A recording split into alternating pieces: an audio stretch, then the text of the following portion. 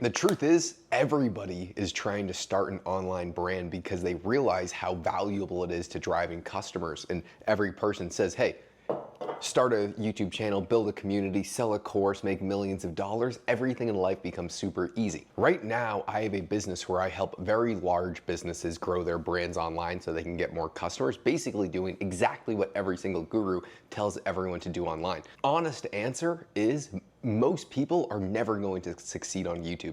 And I have a wait list right now of dozens of people who want to work with me. And I have an exceptionally high ticket price. It's 100% based upon referrals. I took over a guy here in Scottsdale, Arizona. He has a 10,000 unit real estate portfolio. I just took on a new client who they have the #1 cancer research hospital in the entire world, as well as the #1 stem cell facility in the world. I'm taking on another client here in Scottsdale right now. His name is Robert Kiyosaki. He wrote the book Rich Dad Poor Dad.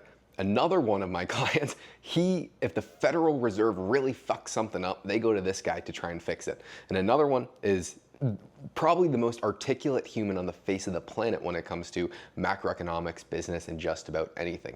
There is a key common theme that every kind of YouTube expert, let's call them, tells you to do if you're trying to do market research. It's called an outlier video, where you try and find a video that is vastly outperformed on someone else's channel and maybe across a variety of channels in that niche, because they'll say, well, that signifies that there is more demand for a video on that subject than there is supply, therefore that can go viral for you.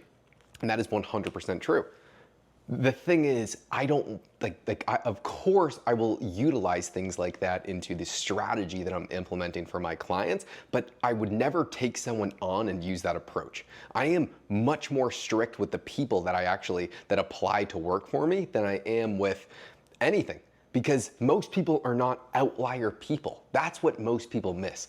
Most people say, well, I'm just gonna start a channel, I'm gonna get really good, and I'm just gonna get millions of views. Well, if no one wants to watch you, if you do everything else right, all else is irrelevant. I mean, that is just the raw truth.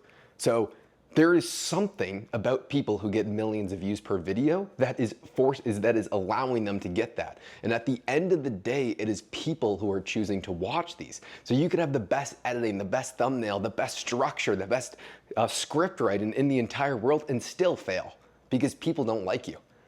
I mean, like that is the fucked up reality, which is actually part of the reason why I only work with people that are quasi-developed, except for these stem cell guys. But think about it, how much of an outlier person is that? I actually only work with people where we can create outliers that no one else in the world can make. That is the goal. I want to be able to make videos with these people that no one can replicate, that no one can say, let's look at this channel for outliers. If the first video that we're recording with these hospital owners is we're trying to cure cancer, and they're actually fucking doing it. And so think about how much of an outlier that is. What is the TAM, the total addressable market cap for something like that? It's infinite, because who doesn't want to cure cancer, and who doesn't want to do these types of things if then someone else can do all the work? The real reason why most people want to work with me, and this is more so just from a business aspect, is I take away their time value. So I learn everything I need to about cancer, about stem cells, about economics, about real estate for the other clients that I have. I'm kind of working with this guy who has one of the largest marketing agencies in the world. And what you do is I have to become a good enough subject matter expert where I can almost tell them what to say. But if I made a YouTube channel on their niches, if let's say the real estate niche with this guy, Ken McElroy, he was doing around 100,000 views per month. Now we're doing a little over 2 million views per month, all long form. His time he was spending around 10 hours per week on all content. We've taken that down to probably 3 hours or less per week on his YouTube channel, because I am taking away the amount of time they spend on it and of trying to 20x the results. The more important thing though isn't the views. The main metrics that he looks for are how many investors are opting into his database, and that has gone up thousands of %. So that was the goal going into it, and that is exactly what we've achieved. Now I'm hiring a team for him I want to go from 2 to 10 million views, and once we do that, I'll show you guys exactly what we're doing. I'm actually recording everything behind the scenes, the strategy behind it, but that is a work in the progress. Anyway, these are just These are outlier people that no one else could be able to replicate. So going back to if I made the exact same videos, because I'm the person that's coming up with the ideas for him and kind of telling him what to say in a lot of situations, because he doesn't want to spend a ton of time on it. But if I made that video, not a single person in the world would care. Why? Because I don't have $2 billion worth of real estate, because I haven't spent the past 35 years of my life acquiring real estate to where I had 10,000 apartments. Your receipts matter. And so every single person saying, well, just make a channel and talk about something, most people have nothing in their life that they can feasibly talk about. Therefore, why would anyone watch you? Then if you have the best personality in the world, that's something that you could tailor on. Someone that I used to study a lot was this guy, JJ Alatuve, KSI, that's what everyone knows him as. Why does that guy get so many views? And one of the conclusions I came to, he was just so likable. He had this incredibly funny laugh, he was very humorous, and people were just diehard fans because of his personality. But most people just don't have great personalities, and you can do a lot of things to help that, but you know if you're a super funny person.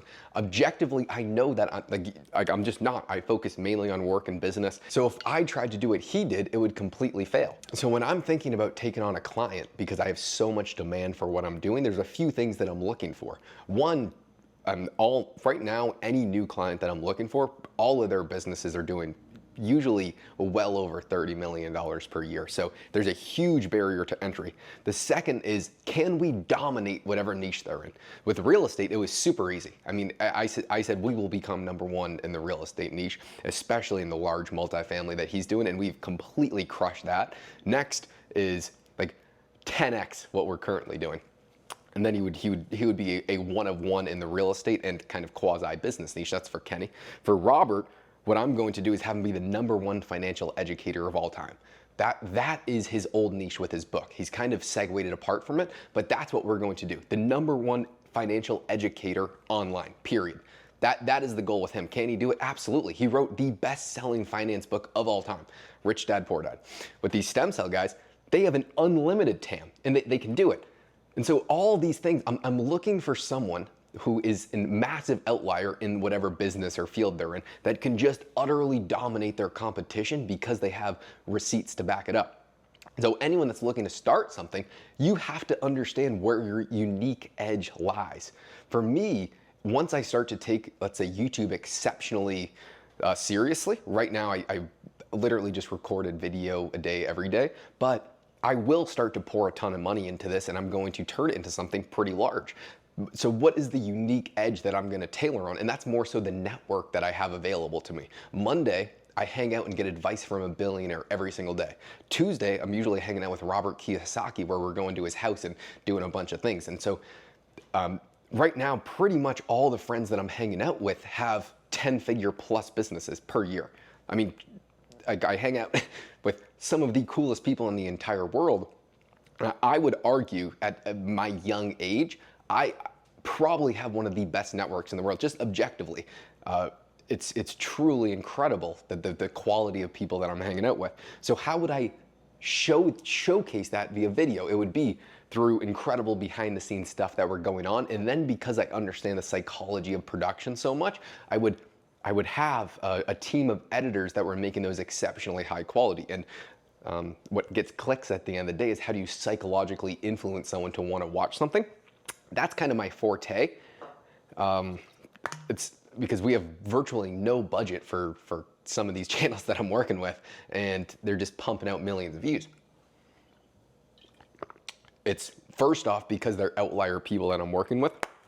And second, because how do you psychologically get someone to want to watch it? Another thing is, if you're an outlier person, it doesn't mean you're going to get views. I mean, that is not what it means at all if you don't understand YouTube. And so that's why it's a great pairing, because I work with super, super busy, very, very high-end business owners, where I can take away the amount of time they spend on it, but still build the brand for them. And that's how you become irreplaceable to someone's company.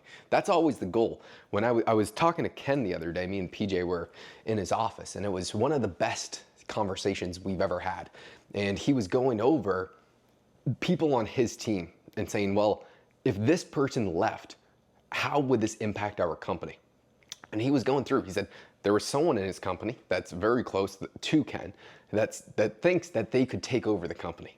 And he said, no, this person can't. That they don't have the experience that's needed, and we could replace that person super easily. So the question is, if you have a service-based business, how do you integrate yourself into someone's company and become irreplaceable?